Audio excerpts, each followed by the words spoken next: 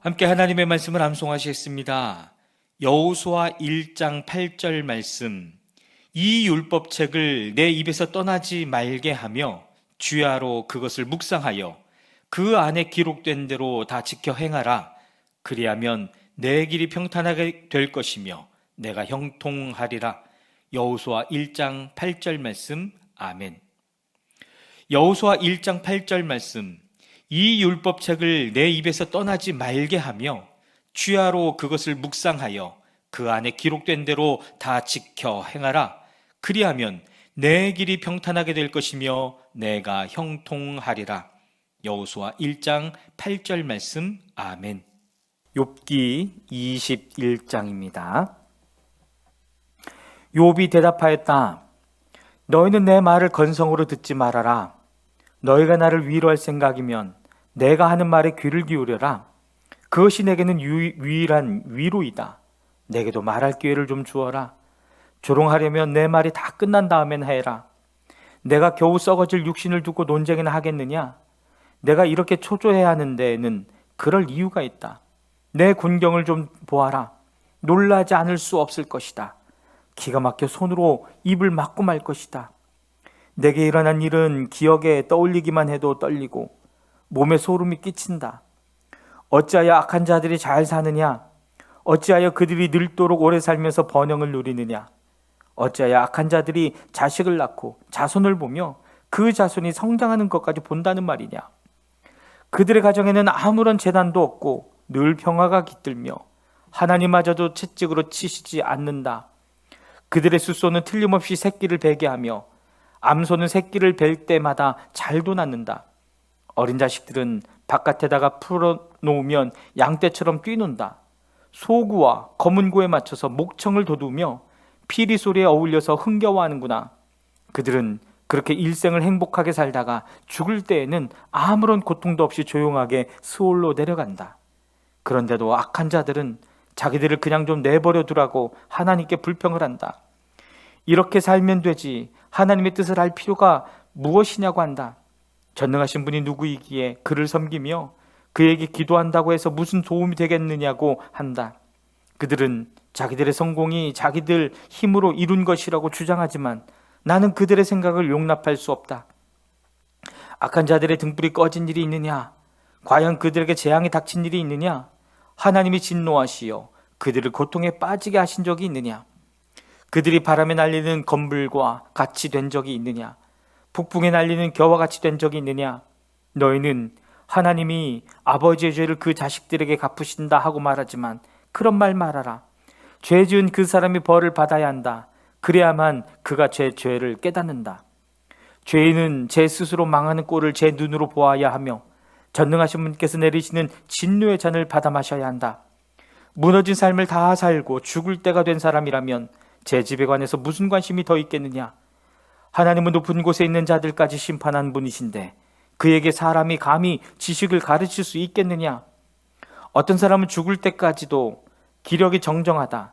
죽을 때에도 행복하게 편안하게 죽는다. 평소에 그의 몸은 어느 한 곳도 영양이 부족하지 않으며 뼈마디가 생기가 넘친다.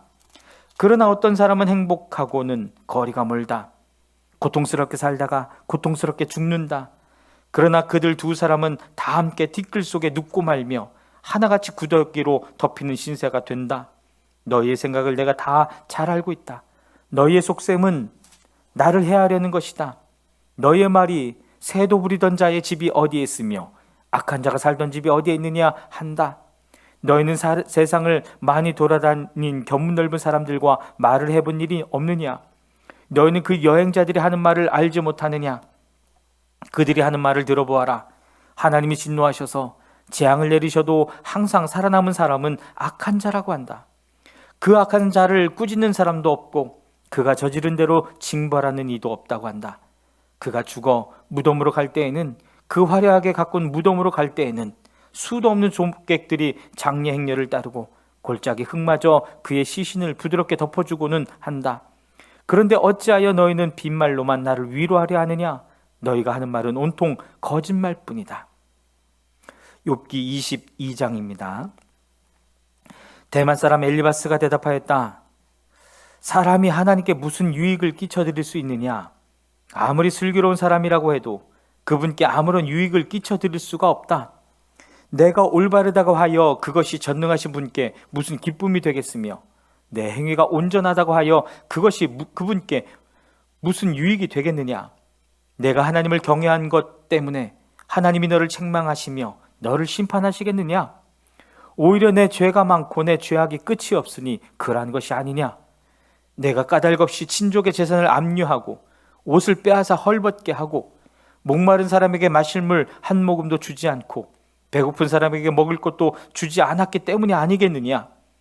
너는 권세를 이용하여 땅을 차지하고 지위를 이용하여 이 땅에서 거들먹거리면서 살았다. 너는 과부들을 빈손으로 돌려보내고 고아들을 혹사하고 학대하였다. 그러기에 이제 내가 온갖 올무에 걸려들고 공포에 사로잡힌 것이다.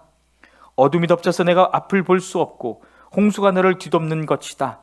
하나님이 하늘 높은 곳에 계시지 않느냐? 저 공중에 높이 떠있는 별들까지도 하나님이 내려다보고 계시지 않느냐?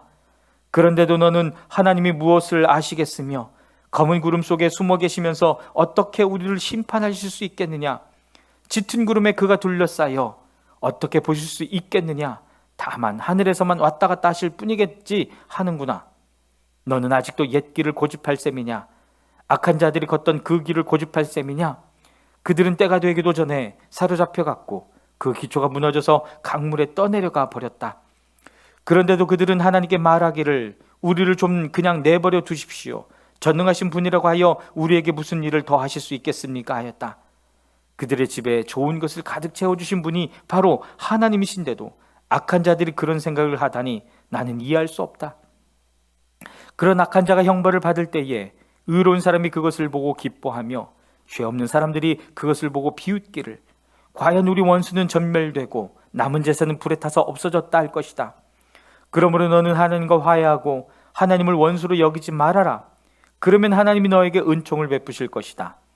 하나님이 친히 말씀하여 주시는 교훈을 받아들이고 그의 말씀을 내 마음에 깊이 간직하여라. 전능하신 분에게로 겸손하게 돌아가면 넌 다시 회복될 것이다. 온갖 불의한 것을 내 집안에서 내버려라. 황금도 뒷글 위에다가 내버리고 오빌의 정금도 계곡의 돌바닥 위에 내던져라. 그러면 전능하신 분이 내 보물이 되시고 산더미처럼 쌓이는 은이 되실 것이다.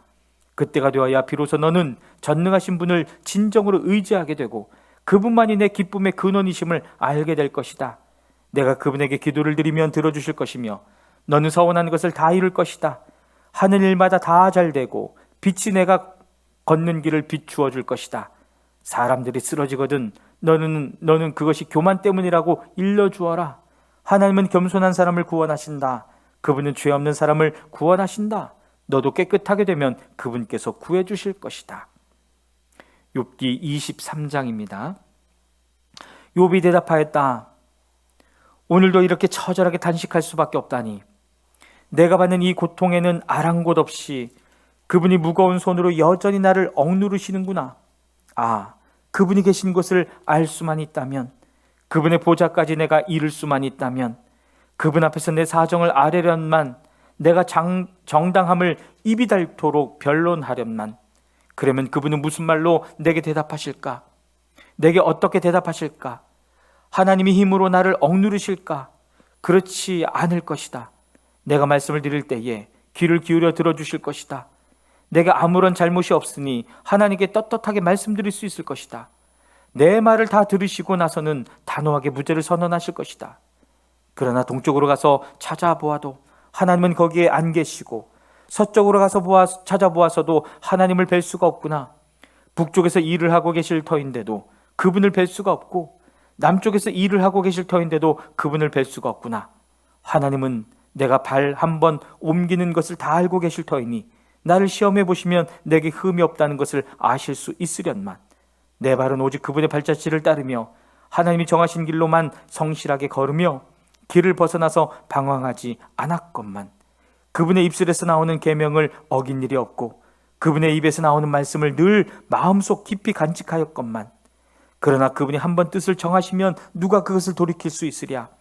한번 하려고 하신 것은 반드시 이루고 마시는데 하나님이 가지고 계신 많은 계획 가운데 나를 두고 세우신 계획이 있으면 반드시 이루고야 마시겠기에 나는 그분 앞에서 떨리는구나. 이런 것을 생각할 때마다 그분이 두렵구나. 하나님이 내 용기를 꺾으셨기 때문이고 전능하신 분께서 나를 떨게 하셨기 때문이지. 내가 무서웠던 것은 어둠 때문도 아니고 흑암이 나를 덮은 탓도 아니다. 욥기 24장입니다. 어찌하여 전능하신 분께서는 심판하실 때를 정하여 두지 않으셨을까? 어찌하여 그를 섬기는 사람들이 정당하게 판단받을 날을 정하지 않으셨을까?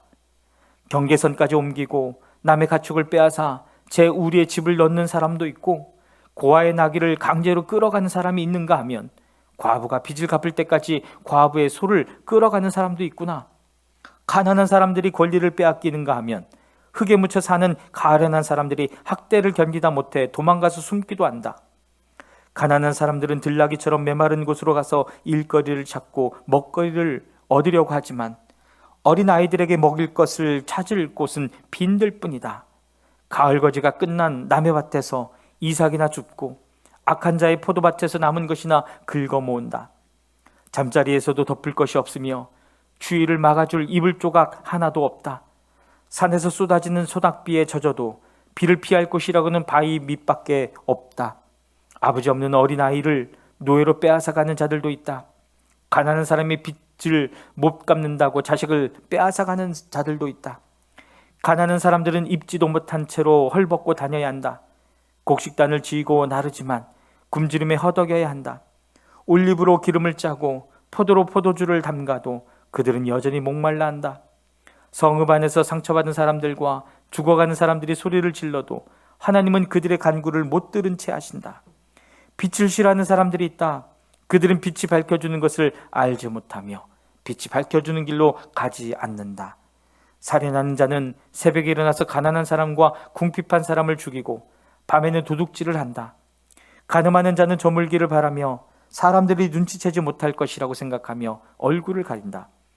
도둑들은 대낮에 털집을 보아두었다가 어두워지면 벽을 뚫고 들어간다. 이런 자들은 하나같이 밝은 한낮에는 익숙하지 못하다. 그들은 한낮을 무서워하고 오히려 어둠 속에서 평안을 누린다.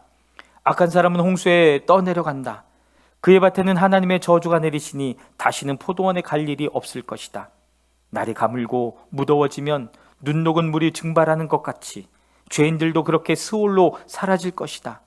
그러면 그를 낳은 어머니도 그를 잊고 구더기가 그를 달게 먹는다. 아무도 그를 다시 기억하지 않는다. 악은 결국 잘린 나무처럼 멸망하고 마는 것이다. 과부를 등쳐먹고 자식 없는 여인을 학대하니 어찌 이런 일이 안 일어나겠느냐. 하나님이 그분의 능력으로 강한 사람들을 휘어잡으시니 그가 한번 일어나시면 악인들은 생명을 건질 길이 없다. 하나님이 악한 자들에게 안정을 주셔서 그들을 평안하게 하여 주시는 듯하지만 하나님은 그들의 행동을 낱낱이 살피신다.